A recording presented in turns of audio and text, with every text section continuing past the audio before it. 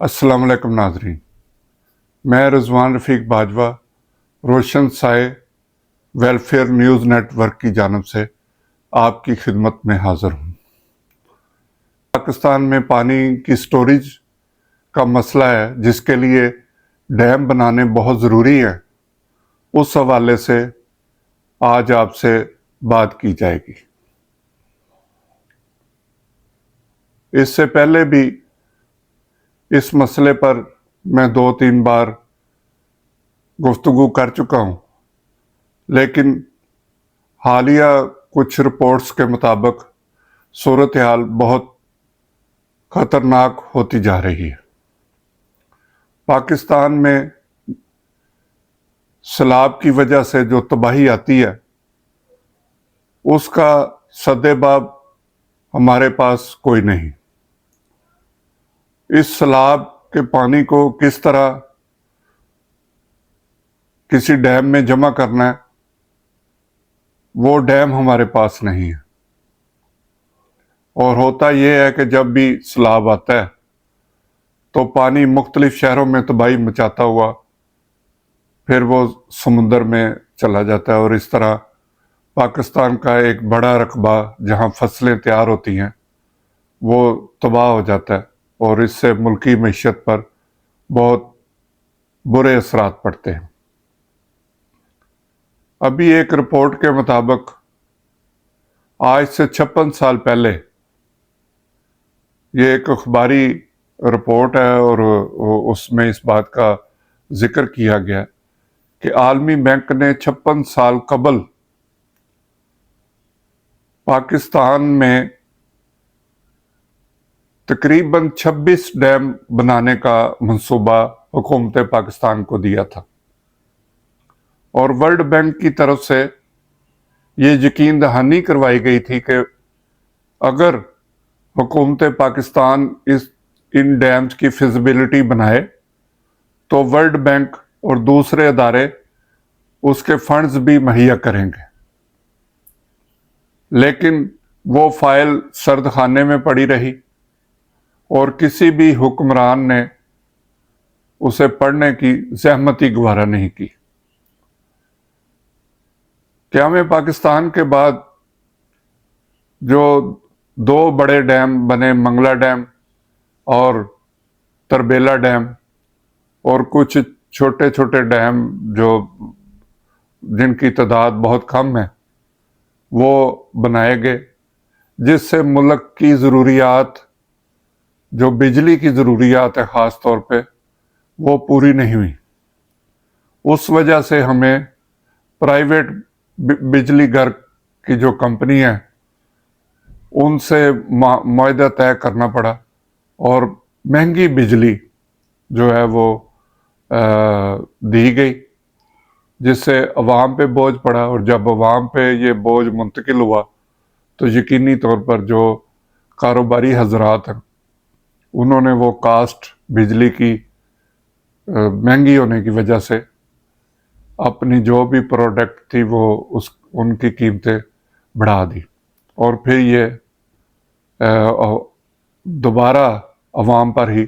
बोझ पड़ा। पहले वो जो चीज़ें खरीदते थे वो महंगी, और जब वो उनको बिल आते हैं उसमें भी हर दफ़ा रेट्स जो हैं वो बढ़े होते हैं। इस सूरत हाल के पेश नज़र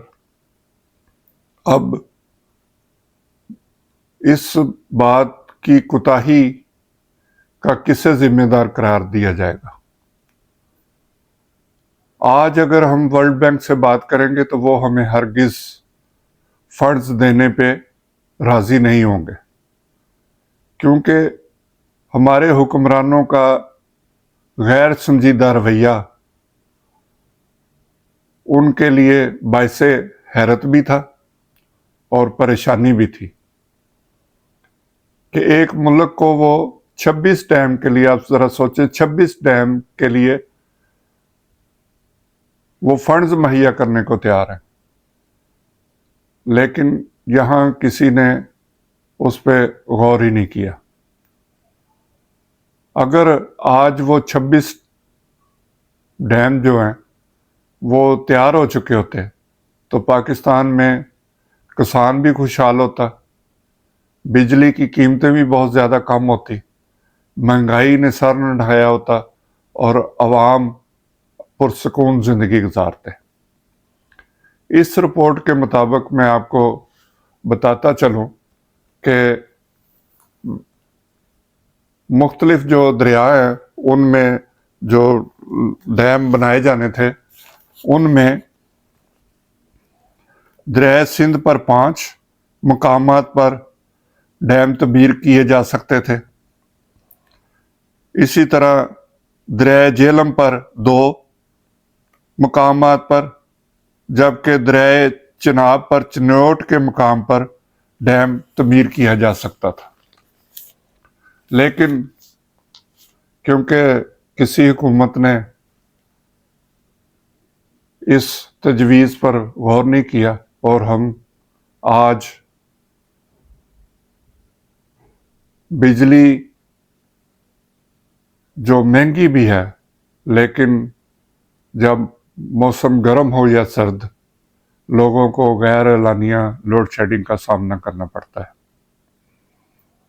اور اس کے علاوہ بے شک یہ سیلاب آتے ہیں لیکن یہ پانی ضائع ہو جاتا ہے، پاکستان کو شدید پانی کی قلت کا بھی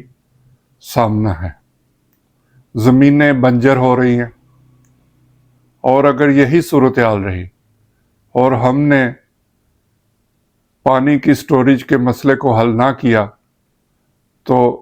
یہ پاکستان کے لیے خطرناک صورتحال پیدا ہو جائے گی۔ ہماری اس حکومت سے اور آئندہ بھی جو آنے والی حکومتیں ہیں ان سے گزارش ہے کہ وہ جہاں دوسرے شعبوں میں ترقی کی بات کرتے ہیں وہ اس پر بھی فوکس کرے کہ ملک میں جلد از جلد ڈیم تعمیر کیے جائیں تاکہ پانی کی قلت نہ ہو، زمینیں بنجر نہ ہوں اور کہیں خدا نہ خواستہ ہمیں کسی سال قحط سالی کا شکار نہ ہونا پڑے۔ شکریہ، خدا حافظ۔